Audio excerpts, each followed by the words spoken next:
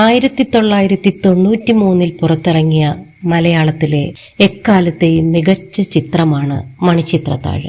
മധുമുട്ടം തിരക്കഥ രചിച്ച ചിത്രത്തിന്റെ സംവിധാനം നിർവഹിച്ചിരിക്കുന്നത് ഫാസിലാണ്. സിദ്ദിഖ് ലാൽ, പ്രിയദർശൻ, സിബി മലയിൽ എന്നിവർ ഈ ചിത്രത്തിന്റെ 2ാം യൂണിറ്റ് സംവിധായകരായിരുന്നു.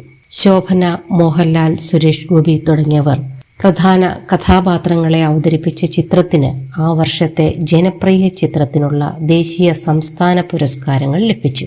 നാഗവല്ലിയായും ഗംഗയായും പ്രേക്ഷകരെ വിസ്മയിപ്പിച്ച ശോഭന അതേ വർഷത്തെ മികച്ച നടിക്കുള്ള ദേശീയ പുരസ്കാരവും നേടിയെടുത്തു. സിനിമ ഡിസംബറിൽ തന്നെ റിലീസ് ചെയ്യണമെന്നുള്ളതുകൊണ്ട് സംവിധായകൻ ഫാസിൽ സിദ്ദിഖ് ലാൽ, പ്രിയദർശൻ, സിബി മലയിൽ തുടങ്ങിയ തന്റെ അടുത്ത സുഹൃത്തുക്കളും ശിഷ്യരുമായ സംവിധായകരെ സിനിമയിലെ ചില ഭാഗങ്ങൾ ഷൂട്ട് ചെയ്യാനായി വിളിച്ചിരുന്നെന്ന് ദി ക്യൂ സ്റ്റുഡിയോയ്ക്ക് നൽകിയ അഭിമുഖത്തിൽ സ്വർഗചിത്ര അപ്പച്ചൻ പറയുന്നു.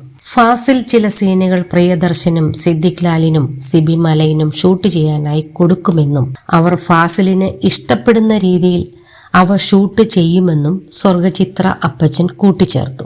സിനിമയിൽ പപ്പുവിന്റെ സീനുകളും മറ്റു ഹ്യൂമർ രംഗങ്ങളുമെല്ലാം അത്തരത്തിൽ സിദ്ദിഖ് ലാൽ എടുത്ത സീനാണെന്നും അദ്ദേഹം വ്യക്തമാക്കി.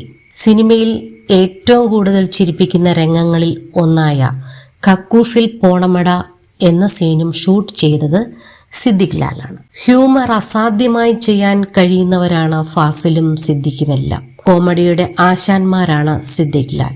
മണിച്ചിത്രത്താഴിലെ പപ്പുവിന്റെ സീനും ഹ്യൂമർ രംഗങ്ങളും എടുത്തത് സിദ്ദിഖ് ലാലാണ്, സ്വർഗചിത്ര അപ്പച്ചൻ പറയുന്നു. ഹിന്ദിയിലടക്കം നിരവധി ഭാഷകളിലേക്ക് മണിച്ചിത്രത്താഴ് റീമേക്ക് ചെയ്തിരുന്നു. എല്ലാ ഭാഷകളിലെയും റീമേക്കും വൻ വിജയമായിരുന്നു.